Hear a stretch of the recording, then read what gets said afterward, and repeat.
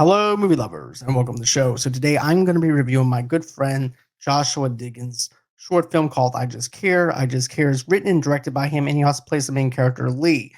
And I have to say this Lee is going through a hard breakup with a girl, and he thought that it was actually going to be going somewhere, and instead it winds up being in total opposite direction of what he thought he was going to go in. And that's just how life is. You think you have it all. You think that 1 minute you're going to be with this person forever, and then all of a sudden things change.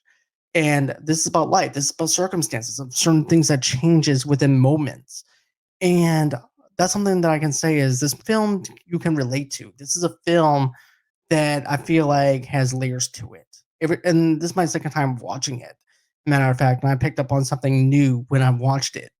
And I just want to point this out, okay? So it opens up in color, and you see Lee, you see his girlfriend. They're having this great moment together. You can tell that there's chemistry between the two of them. They're holding hands on a swing.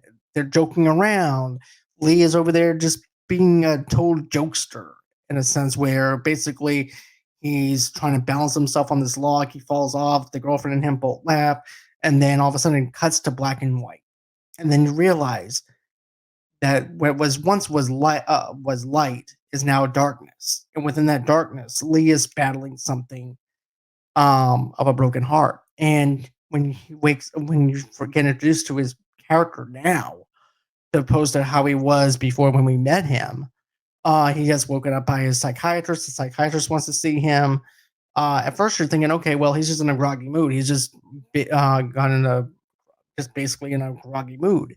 And then you find out finding out later on that the girl is not talking to him. She's not texting him or anything like that. And you really feel that pain, and you really feel that emotion of going through the thought process of why isn't she answering my calls? Why isn't she texting me? Why isn't she doing it? What is she doing?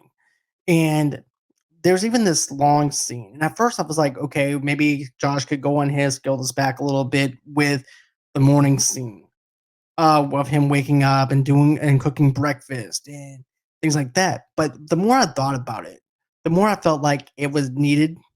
To be honest with you, I feel like the scene needed that because of the fact that the character is probably thinking, well, maybe I'll go ahead and cook breakfast, and maybe I might get a call. And it's actually for the audience to also anticipate maybe she'll call him, maybe she'll text him while he's eating breakfast and while he's cooking and things like that. So yeah, you have maybe a 5, maybe 10 minute breakfast scene, but I feel like it's building up the anticipation of maybe hopefully holding out hope for Lee to be able to get a phone call or a text from her.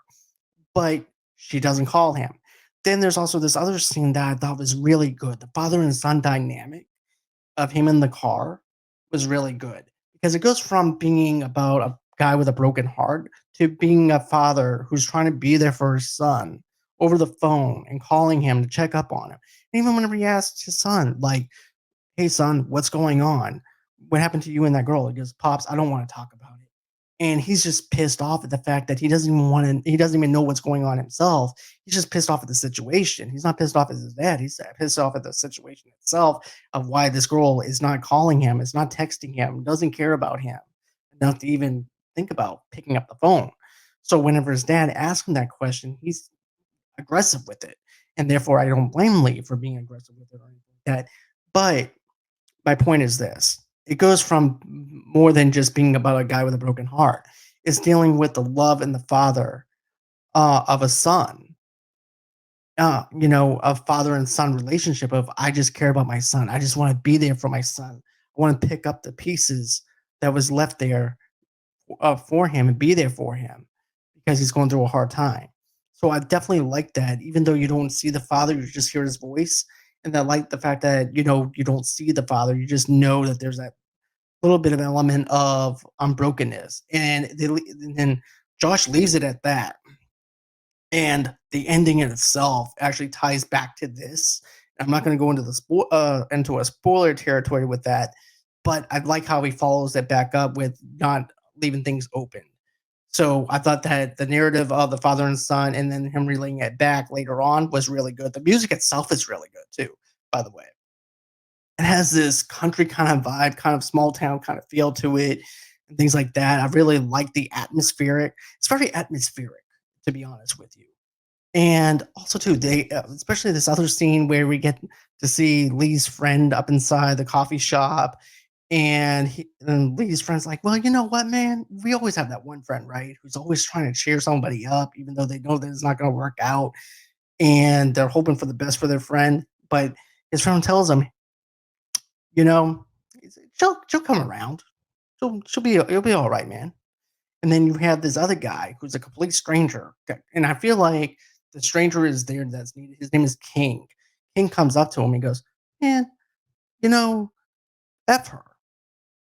She's not gonna come back to you. Why are you even trying to even think that she is? But she isn't. She's not even thinking about you. So why should you even care?" So you have to have. I feel like you always have that one friend that's just trying to comfort you and try to what you want them to say. Then you have that blunt friend who's like, "Look, man, she's not coming back. That's just the bottom line. There's no coming back. She's not coming back." So he gets disgusted, gets up, especially after that whole entire thing at the coffee shop where now the coffee shop employee is also busting these balls and stuff like that too.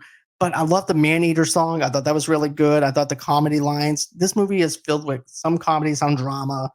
um, I thought the drama was really good, and also too the sarcasticness of Lee's character up inside the therapist's office was really good. Kind of reminds me of Good Will Hunting when Will's sitting down there trying to be a smartass to all these therapists and doesn't want to hear anything because the pain is so bad that he doesn't want anybody else to know that he's hurting. So I thought that was really good on what Josh did with that character.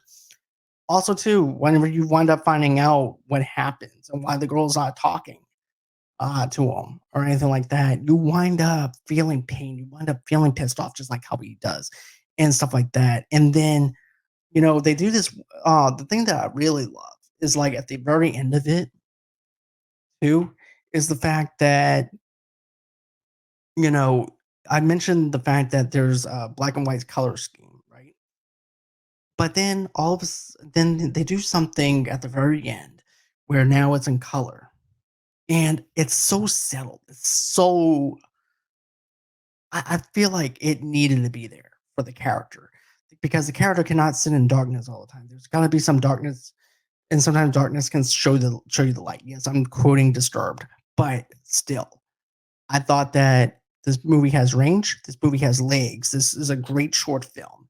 And does that one scene need to go back? I feel like it doesn't. I feel like that one scene I mentioned earlier with the whole entire breakfast scene. I think it's needed there to to be there for anticipation. Same thing when you actually see this other thing. The other thing I like is I actually feel like I'm in the car with Lee, and I'm having the anxiety of the fact is this girl even going to call him even inside the car, and instead it's actually the father calling him. So I really like that. I really like the anticipation, the build up, the anticipation of is this going to happen? Is this not going to happen? What's the deal? So I think that this movie is incredible. I think that you guys are going to enjoy this film. Is like I said, it's a 38-minute short film, but there's a lot to tell, and I think that there's a lot of moving parts for this. There's a lot of layers to it. You need to at least see this twice to get it. And if you're into the film festivals, or if you're even a producer of the short film festivals or anything like that, you guys need to go ahead and pick him up. I mean it seriously. Josh is driven for this. He's made for this. This is something that I feel like that he's good at. So that's going to be it as far as this review goes. I hope that you guys enjoyed it. Don't forget to smash that like button, smash that subscribe button below. Tell me if you guys think of I Just Care.